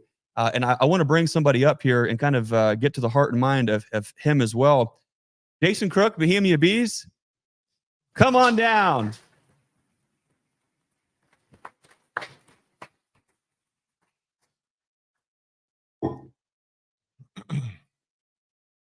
Wait, I owe you a coffee cup. Here, let me finish this one. You can have this. We'll get you a fresh one. You take my cup, I'll take Yappy's. We'll call it even. How's it going, gentlemen? Thanks for spending some time with us. It's Absolutely. been, I remember it wasn't that long ago, and the shop's open on weekends. We keep limited hours for the supply shop here because we're out working bees, and life's a lot. And we're sitting here on one morning, and Susie's where she is behind the register, and Brian was just coming, and Brian was like, "Hey, is the shop gonna be open Saturday? I need a lid or something really simple." And I'm like, "Dude, I could ship that to you for like $8 or $10." And oh no, I'm coming down. I want to, I need a Nature's Image Farm day. I'm like, okay, cool. But it's always fun having Brian down. And all of a sudden, Brian's like, what would make this better? And I said, what? And he says, donuts. And I'm thinking, well, we usually have donuts on, you guys know, learning yard days, there's donuts and all that. Well, on regular shop days, there's not so much. As soon as he said that, in walks Jason Crook, Bohemia Bees, all the way from the Eastern Shores, Warwick, Maryland, delivering donuts. I needed some supplies. Yeah, he needed a lid. I need a lid. Drove all the way. That's the kind of guy Jason is, and we appreciate you being here and being a part of this first annual Creator Convergence. So thanks for spending time with us today, Jason. Well, thank you so much for having me here. This is it's an honor and a privilege just to be with so many beekeepers, and it's cool to hang with you three too. But you all here are what really make up why we do what we do. Right. I mean, you watch us, you follow us, you subscribe, you like, you share, you do all the things that we do in the social media space, but we're all beekeepers, right? We're all beekeepers at heart. Yeah. And that connection that you've created from the stream team is really what, I kind of just gravitated to, right? From the conference and the various people that you see online in the digital space, you hear their voices, you see them, it's Jason from Bohemia Bees. Well, there's Jason in person, right? There's Greg in person, and Brian and Bruce in person. That's just awesome to be able to connect with those individuals. So that's really what, I enjoy about doing what we do, and, and being part of the stream teams when you guys invite, guests and things like that, and being on this live one, this first annual live gathering. This is kind of cool. I did come bearing gifts, and you guys didn't know anything about this. I'm a type of person, and I've learned a lot from my father and my family, that I always want to acknowledge people for what they do, because thanking them is kind of greater than just taking the information and running with it, right? When you give a beekeeper or a mentor that teaches you some tip or trick that's really helped out your beekeeping or the community or whatever around you, you want to take that moment and just stop, shake their hand, say, thanks for doing that, because that's probably for me the most rewarding thing than the 12 or 10 or 5 or 2,000 subscribers or likes or this, that, and the other. That's great, but that's what a like means to me as a creator, is that people are getting something out of what I'm putting out, right? So I do have gifts, one for each of you, and neither one of you knew what this was. So, Wow, Brian, that's a big donut. it is a big donut. I brought donuts last time, and this is a little harder donut. So do we have to wait till Christmas? no, you have to open it now, right now, right this moment. Oh wow, the pressure is live. on. Okay. While we're doing this, Jason was the first, I guess, official guest we had. That's on the stream right. Team after Good. That's right. Yeah. after the conference a couple of years ago. This was all your fault, Yeah, Jason. I know. Bruce came up to me at So- the conference. He said, "We're doing this stream team thing. You want to be on it?" I'm like, "Yeah, that sounds like fun. I don't know what I'm going to say, but we'll see." Did you wrap this, or did your wife? I did. Wow. What are you trying to say? Don't get in. I am not wrapping. You do not. I'm Thanks a good. lot. I'm good at that. You are good at that. So I'll take yours really quick. If once you finally open it, because you're Dude, this is like, hold on. wrapped good. Very nice. I almost trying to, can I save this? Can I wrap another Christmas present in this You one? can. You can recycle the paper if you'd like to. Okay, ready? Let's See, big reveal. Bleh. There we go. Wow, what All do we right. got here? Let me take this real quick. So I just felt like it's my way of saying thank you back to the stream team for what they do. Something they can, realize that it was meaningful to me, not just to be a guest on their show, but what they do for all of you, right? And it says the colony is stronger when we work together. And we've heard that before with these guys, right? They say it all the time. This award is presented to Greg Burns from Nature's Image Farm in recognition of their unwavering dedication to the beekeeping community and their outstanding leadership in the craft of beekeeping. Your tireless efforts and commitment to preserving and nurturing our bee populations and for sharing your experiences within the community have not only enriched the environment, but also inspired others to join this vital cause. So round of applause for these three gentlemen up here. Wow. I wouldn't be here. You wouldn't be here in this event if it wasn't for them putting this all together. I mean, this takes a lot of work. I mean, look around at the equipment that's up here. I can tell you, I've got a little iPhone that I've been videoing my videos from, and it does well for me. But this setup right here, whew, it's expensive. It's time, it's expense, and the investment put into that is the investment he's putting back in you, right? So it may look like it's for him, but it's really not, because he's not just doing it selfishly, he's doing it selflessly to give back. So that's why that plaque, I want to put that together. So thank you so much. Absolutely. Thanks, Absolutely. Jason. Give it up for Thank you, Jason gentlemen. Crook. Thank you. Yeah. Appreciate it.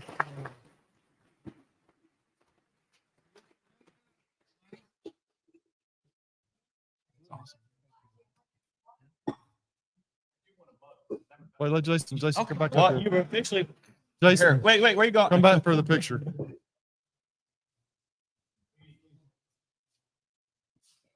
Yeah, just come on over here. You guys, what's the movie Step Brothers, where it's like I don't know what to do with my hands? What do we? Yeah. Like hugs, so I'm going to lean on In him. front of my face like this.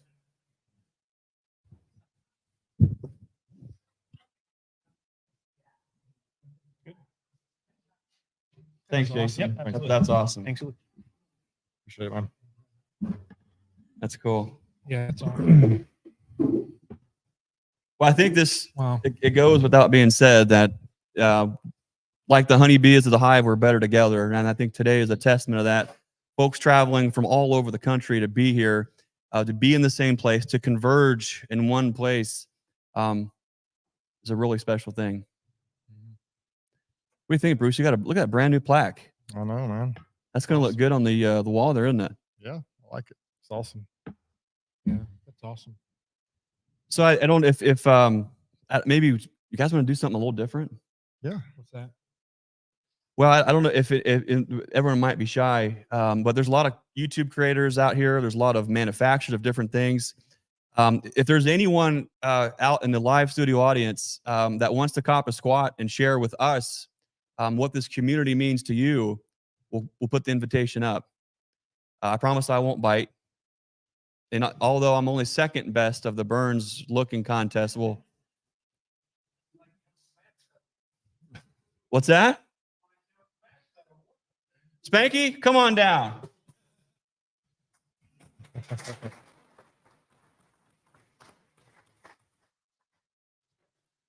That's why he said he wasn't your uncle. He knew. He knew. I like check out his looks like he's got some new gear, hats and shirts. David Burns, the Beak Squad. I think that's pretty cool, isn't it? I like Oh, right. It's just a matter. No, I think you'd be okay. Spanky, tell us about what you do. It's Filament Corner. Tell us what you do. What is it about these bugs in the box that inspires you to share what it is that you're doing, and then talk to us a little bit about what this community means to you. Well, they're interesting. Yeah.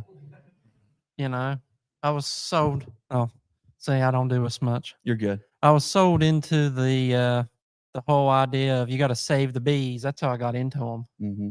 And I didn't know nothing about them. Just went and got some. The meanest bees I've ever messed with. Oh, Yeah. Yeah, they'd cover your veil. If you messed with them, they'd be on the porch 3 days later waiting on you. did you get them from Alabama? No, nope, that was local bees. Okay. Wow. All right. They're gone now. Yeah. So what do you do at Filament Corner? Talk to us about Filament Corner, because what we've seen you. If you haven't seen some of the comments and stuff, you'll see them come through. It's Filament Corner, I think, a lot of times. Yeah. Tell us about Filament Corner. Currently been trying to grow some watermelons without too much success. Oh, yeah. So that's what I've been currently trying to do. Yeah. The bees, I got 2 swarms and they had to restart from nothing. Mm. So they would build out a bunch of comb and now they're done. So I've just been letting them be, you know. I see what you did there. Did you see that? Let it be. But yeah. Be See, Let Bruce it got it. be. See, you might be from Alabama, but you still get a pun. Yeah, that's good. Yeah. Coron, thanks. Oh my. All right. Time to let her rip. Thanks for creating the buzz, Coron. We really needed that. Thank you.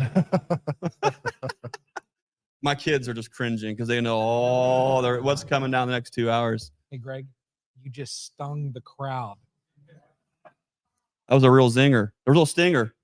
All I right. hope some people are singing the like button out there. Oh, People sing the like. see, I see sing what the you like did there. button. How Sing the far like how button. far can we go before everyone just comments cringe? No. Spanky, what does this community mean for you within your beekeeping journey? Oh, I like connecting with people. You learn all different kinds of things you didn't know. Like you learn about different treatments. You learn about different methods. So like feeding, you find out, well, maybe that's not allowed in a certain state and maybe it is. Mm-hmm. So you learn a whole lot on not just handling the bees, but well, my approach may not work in somebody else's environment. It's beekeeping is local, isn't it? Yeah. It all changes. It's all different. I think we got to be careful. Well, I'm going to get in trouble. And Susie's giving me the eye. Yeah, but that's all day. You gotta choose your words here. I think as if I could go back to 10 years ago, Greg, and give some advice, it would be careful on how much you invest in learning from sources that are this is the way it is absolutely. Because you spend a lot of time learning the hard way that there is an extreme amount of nuance in every little thing, not just the hive tour, the lid, or the bottom, or the size, or we have bees within a quarter mile of the farm here that all act a little different. Same genetic stock, same queens, same boxes, same feed, same frames, but they're all a little different. Why is that? So there's a lot of nuance to all that. How is have you felt like your beekeeping has grown because of the kind of content or information that's accessible? Yeah. Yeah. What's one of the biggest things that you feel like you've learned from this community that's helped you with your beekeeping? Well, I've learned that depending on where you are, depends on your flows. Yeah. And I've learned more about my local flow through other people because they'll tell you, well, my flow's already up. I had these plants. Yeah. And then I can literally look outside and go, oh, that plant's getting ready to bloom. Yeah. If they considered that a part of their flow, it's going to be a part of my flow. Yeah. That's neat because there's a whole timeline thing. We can watch, Bruce, getting in the thick of splits in February, right? And we're just getting antsy, right? And of course, and then Brian sometimes uses me as a metric of when the goldenrod hits here or the locust hits here, how much he's got 2.5, 3 weeks before he may start seeing all that. Then we get there's these weird zones. We got Tony West here down in the south west corner of the state, and he sees stuff or hummingbirds or some, and I know, okay, it's coming up to us, and it's neat because we can kind of use it as little cheat mechanisms, timelines. There's something to be said about old timers though, who could look at the tree and the ground and the weather, and they can hear the birds and they can know exactly what's going on. That is an extreme lost art on just looking to nature as the weather guesser and saying, okay, now it's time to do this, it's time to do that. But one thing is definitely cool with the entire community at large, you are able to connect with folks all across the country, all across the world. And the next thing you know, you might be coming from North Carolina, hitching a ride with old Ruth and Ricky Rourke from Creston, North Carolina. Yeah. Is that how you got up here? Yeah. I'm going to say it's a long walk. Yeah. Well, Spanky, thanks for spending some time with us and sharing what it means, this community means for you. Give it up for Spanky, folks. I definitely have to get the person who drove you here. I got to get him up on here. Ricky, come on down here for a minute.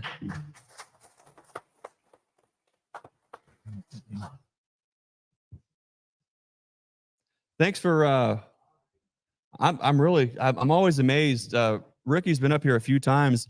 I don't know how Ruth puts up with them in the car that whole entire ride, but somehow she does. You know, she did tell me that the only time I talked to her is on the drives on these trips. So yeah. So that's good spot to be in. Yeah, there. yes. Yeah. It's good, you know, husband wife time. You know what I'm saying? It always is. It always is. Yeah. Of those drives, you get so many thoughts and ideas and dreams and all these things kind of just they start to form and get categorized. And sometimes life is just so busy, you're so stuck in the act of doing and digging in that there's no way to make the time to have those conversations. Yeah. And it's important to be able to when you do hit those burnouts, like we talked about earlier, to be able to detach and to reassess the situation, and then re-engage. And you sometimes need that little road trip. Right. Has done one. I know for us, some of our biggest business moves have always happened on little road trips. That's correct. Yeah. Absolutely. Yeah.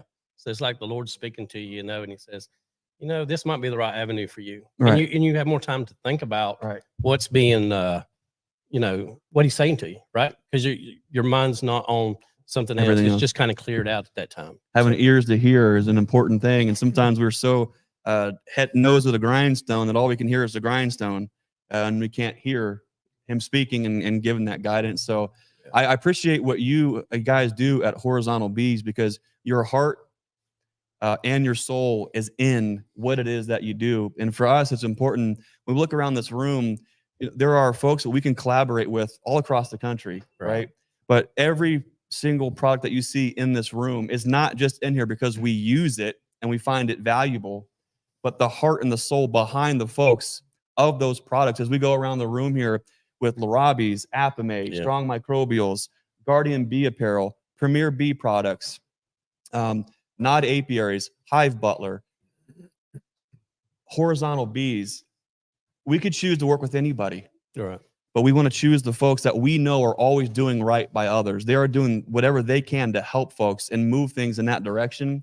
And that's a super important thing. And you guys have done a great job doing that. I know Bruce has a horizontal. Right. We've got several. They're such a wonderful learning opportunity. And we really appreciate you guys that is your calling in that direction. What has this community meant for you, Ricky? Well, you know, Greg, you talk about, you know, the community coming together, getting to meet so many new people.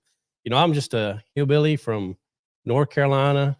I'm not a nobody. You know, I just, you know, decided one day, hey, I like to build beehives, and this is one way I can help my farm. And then the next thing you know, here I'm talking to Cayman Reynolds and bringing hives to his conference, and next thing you know, here I'm building hives for people all across the country, and I'm getting to know people all across the country. You know, I know a lot of people in here. You know, the community continues to grow, and it's a pleasure to be part of that. You see what I'm saying? Absolutely. I mean, you know, I met Larabi's at the first conference. You know, we kind of talked back and forth with his vape, and to see where we come from to start with to where we are now, it's just amazing. In the community, these beekeepers that on your live stream, you know, like Spanky there, you know, he was on a live stream with Bob and Lee, and he said, hey, I got something for you, you know, and he made me a 3D printed horizontal hive. Wow. Now that's an honor, right, for someone to do that for you. And I'm like, but I'm a nobody. Yeah. I'm just a guy that loves to build boxes. You know, that's what I like to do. And to get something like that from somebody, that means a lot. You know, the community means so much here. Ricky, you said, I think you hit the nail on the head just then. We've kind of hit around a little bit today as we've been talking, but you said we're a part of something. Yeah. And each of us has our own small part. It's kind of like, and this is kind of what got me a little bit involved in beekeeping in the first place. I heard a church talk about the beehive and how everybody works together. Everybody contributes their little part. And that's how we each are in here. We each are a part of this community. we each contribute our little bit, but that's how it becomes what it is, and how it continues to grow is each of us being a part of something much bigger. Right. And so I thought that's the first time. I mean, you mentioned that word, we're a part of something, and that really kind of hit home to me. That's exactly what we're talking about here. Right. That's why I think that's why we're here. I mean, is that why we're here? Is because we feel Yeah. that way. We feel like we're a part of this community. Yeah. And I think David Burns hit it right. You know, feel like this is something special, right? You know, Cayman Reynolds Conference was something special. It brought so many beekeepers together, right? And then, you know, we had the BBQ with Jason Behemoth Bees, and then we're here with you guys on the stream, and, you know, just to continue to take part in this community growing, right? It's just amazing to be part of it. You know, it's like a beehive that keeps getting, you know, Pro Suite put on it, right? It just continues to grow, right? We're getting bigger and bigger and bigger, and people are coming together and learning so much. What's important about that is I think whatever discipline it is, what we do here as a community is a muscle group. If we get lazy and lackadaisical with it and we let it dwindle, it dies. Yeah. But if we continue to create opportunities like this, we can all get together and engage. That's how these things grow. That's how these things influence folks to engage and to continue to do those type of things. And so it's to be able to work with you guys. There's sometimes an unintended consequence with a lot of these things is we were really interested in horizontal beekeeping, and you know we're kind of stuck in our ways that we have our certain purpose that our bees have here. It's to split out, to grow and make nukes, make queens. And I thought, man, what would be really cool is to design something that works exactly for our local audience here, that you can put a package of bees in or a nuke, grow them out, and then use the same equipment to split those bees out, make nukes, make queens. Because one of the most important things is, whether they're bees in a backyard, a homestead, or a farm, is creating resiliency within those systems. Creating resiliency with this community is actively engaging and being a part and doing things like this. Inside of that hive, we're doing the same thing because we are exercising that colony. We were growing them. We were splitting them, giving folks the opportunity to take a colony of bees, make more bees, teach them how to make more bees from that, to have backup plans, create some financial situations on the farm where they can make some money. They can turn the hobby work into cash flow, sell some nukes, sell some queens. And so when we worked with you to design the Lighthouse Hive, it was amazing. Right. And a lot of folks really enjoy those. The only trouble with that is they got popular, and we're going to have to work on getting caught up and getting more folks that design. But that's the beautiful thing. It is. And we really appreciate you guys taking the time to come all the way up here for the Convergence today, but also what you guys do for the community, because you have ears to hear and a heart that is mindful of that tugging and that direction that God's pulling you with your business. Right. And we really appreciate what you guys do for us in the entire community. Well, but get up for Ricky Rourke. Yeah. Greg. It's 11:15. We've got lunch coming here at 11:30. Is there anybody who wants to share with us what the Learning Yard, what the Stream Team, or this community means to you before we break? Jimmy, come on up. Come on. How you doing? Good, Jimmy. Thanks for coming up. Thank you very much. Jimmy, first we got thank you for your service. Well, thank you very much for not acknowledging. Yeah. Well, my wife too. She was Navy. We both were Navy. We met in the recruiter's car, but that's a different story. Anyway, what I wanted to say, I'm Jimmy, Jimmy's Neighborhood Bees. I'm a small guy. 2 hives. I try to keep it between 2 and 4 hives because of where I live. Live in a regular, small in-town community, we don't have HOA, so we're good there. Anyway, so I'm struggling to keep them from getting too big and, whatever. But the story I wanted to tell was the community here. I use your towels for my hive beetles, the Dixie H700s. Did it work? Because of his videos. Nice. But we're originally she's from Louisiana. She has a friend there that had bees in the house. She called us because she said, "Oh, your guys are into bees. What can I do?" I said, "Well, I contacted world famous Mike Barry. Never met the man. I never met him. He didn't know me. I just started videoing on YouTube stuff. He didn't know me. He reached out. He says, "Well, we'll see what we can do." he contacted Mr. Ed, and they both went to our friend's house in Louisiana. We live in Virginia. He went, so through Virginia, he went up to Kentwood, and it was an 8-foot long hive in the wall of a building that she had on her property. And they were trying to demolish the building, but the people wouldn't do it because the bees were there. And reaching out to the community was amazing because they were willing to help. And I've still never met them. We've gone to Louisiana a few times, but we missed each other. So hopefully I'll be at the conference. Hopefully I'll get to meet them there. But Awesome. The community is amazing. That's what I wanted to say. It's an The important community. thing. Is this? Community's amazing. It's these kind of people who look. You mean you drove from Virginia? The Coron came from Arizona. We've got folks. Terry came from Georgia. Somehow Tom Nolan crossed the border. They haven't caught on. They haven't kicked him out yet. But Tom came all the way down from Canada, and that's an important thing to keep in mind. Is that when your heart is in for doing good for people in the community, it knows no mileage, it knows no state boundary, it knows no country boundary. Right. Because we're all people, and when we want to see each other do well, that rising tide, I think, raises all ships. All right. Yeah. Well, Thanks for spending some time with us, Jimmy. thank you guys. Good to Thank you, see you gentlemen, again. for doing what you do. And one more thing. If you guys make a sticker with this stream team, I want to put it on my bee freezer. Okay, So I'll be there it first in is. line. We have some work to do for the Bee Expo. Uh-oh. I got to figure out how Tom Nolan it managed to get smuggled into the. Tom, come on down here. Give it up for Tom Nolan. Yeah. We're gonna spend a lot. I've got a lot of folks I want to meet with and talk and get on camera today. Tom, we've got an interview that I still haven't, unfortunately, put out yet, where you came all the way from Canada again to sit here and talk about Formic Pro. But I mean, you got through. How'd you get through twice now? Well, it's the easy part. It's getting back into Canada. No. So So, anyways, coming to the Canadian side, no, coming into the US is a pleasure. Tom, what I love about you is, and a lot of the folks we work with here, is there is not a single person that we work with who says, this is the only product, this is the only way, and every other product or competitor's product is terrible. I love your approach because you honestly are sharing what Formic or MitoWay can do for bees, but you do it in a non-aggressive way. You're just sharing that experience.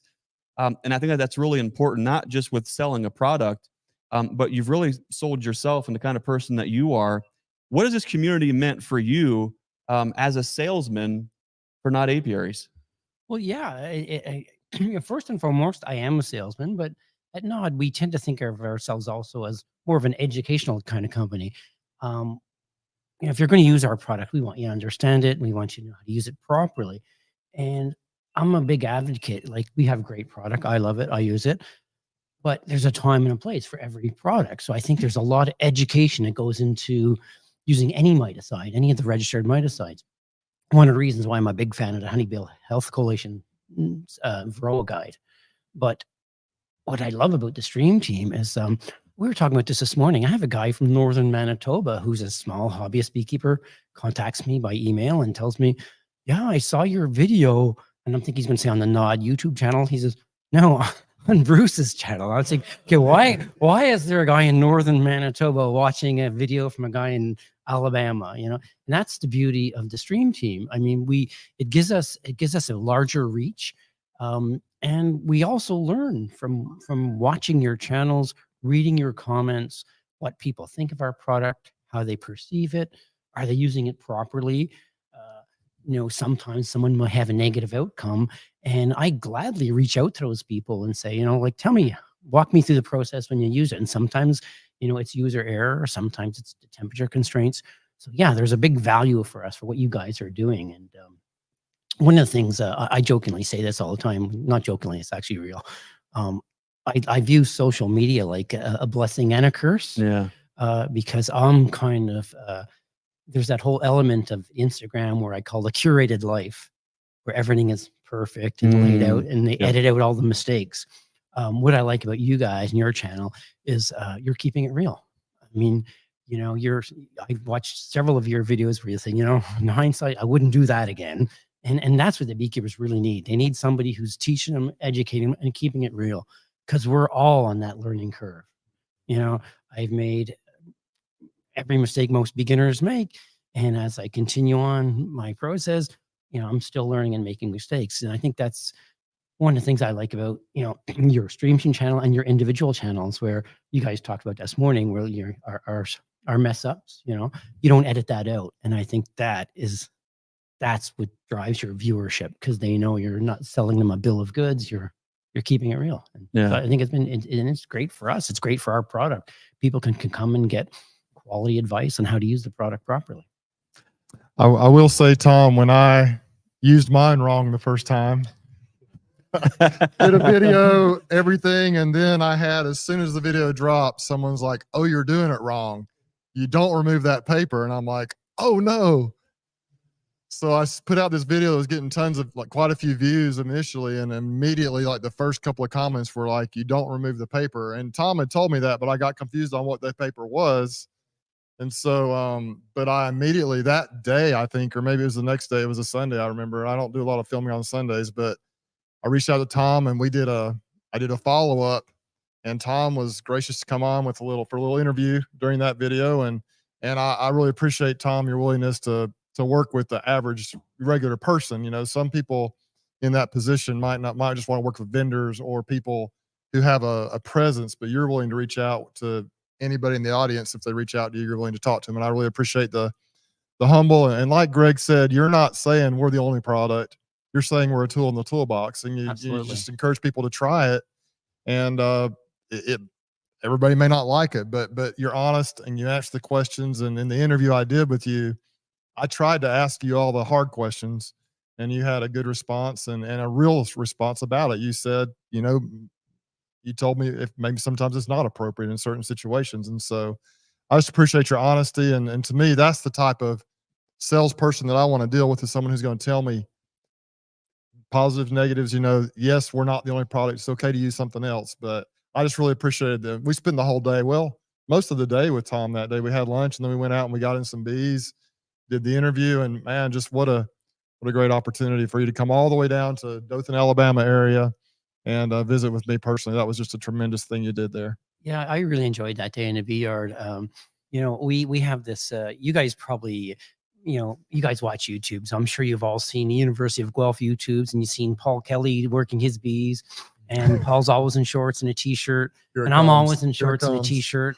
I'll wear a veil. So here I'm not letting him go on this one. So Bruce invites me into his yard, and because I didn't plan on bringing bees, I didn't have my own equipment. So we've got one smoker, and we're working bees and we're applying treatments, and it's getting late in the day and it's starting to get dark. And so we're working together on each, you know, hive. And he says, well, maybe we'll split up and we'll each work our own hive. And so he wanders down one way and I go the other. He says, you can do that one. And he's got the smoker. And yeah, you know what's coming, right? So I cracked this hive open, and let's just say these bees were a little lively. And I said, hey, Bruce, you might want to come over here with the smoker. I'm going to sting one. Is that what he sting calls two. Chippy? And he's lively. And then he says, yeah, I forgot to tell you, that's my nasty hive. I don't know if he really forgot. But no, I remember the conversation you called me when you asked me about the paper, because you had the video just dropped. So there would have been time to delete this video, and there would have been time because there was very few comments, because the first, luckily, an experienced beekeeper come out was the first comment. And I said, ultimately, that's your call, Bruce.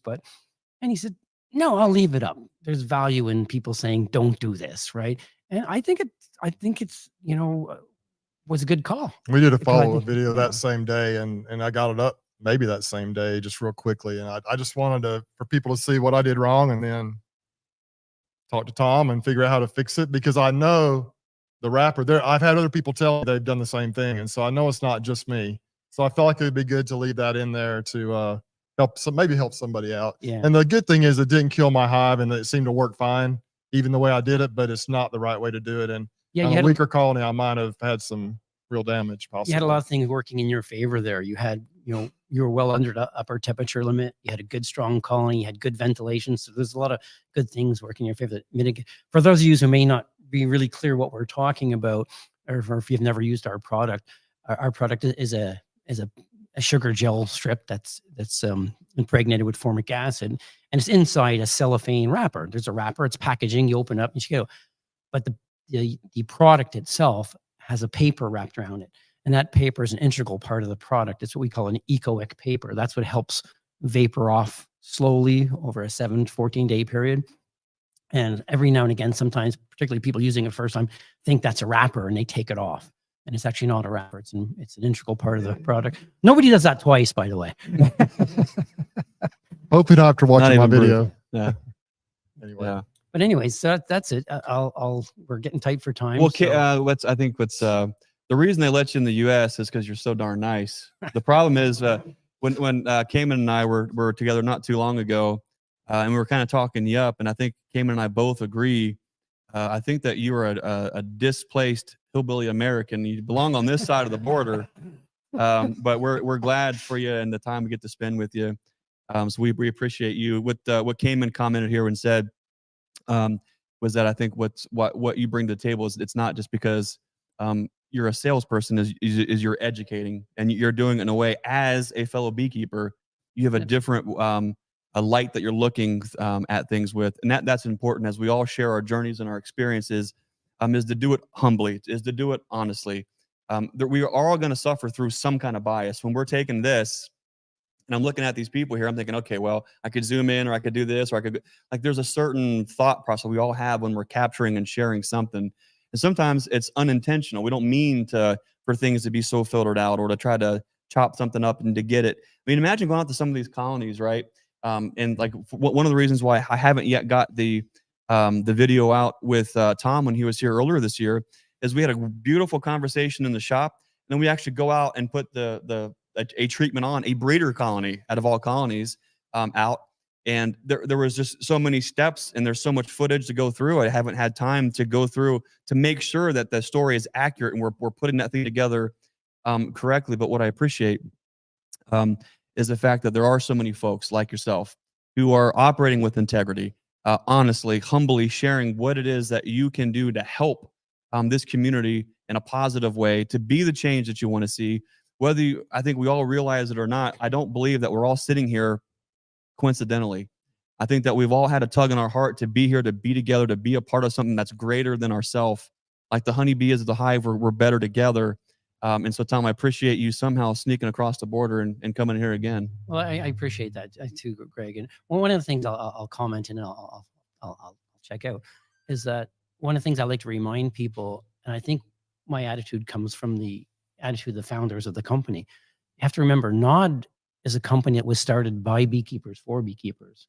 And we've been in business 25 years, but when Varroa first came to Canada, the founders of NOD were beekeepers. They weren't scientists. They weren't people in the agricultural pesticide market. They were beekeepers who knew formic acid worked and said, let's develop a product.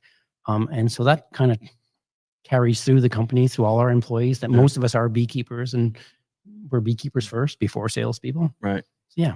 But again, thanks for the opportunity. No problem.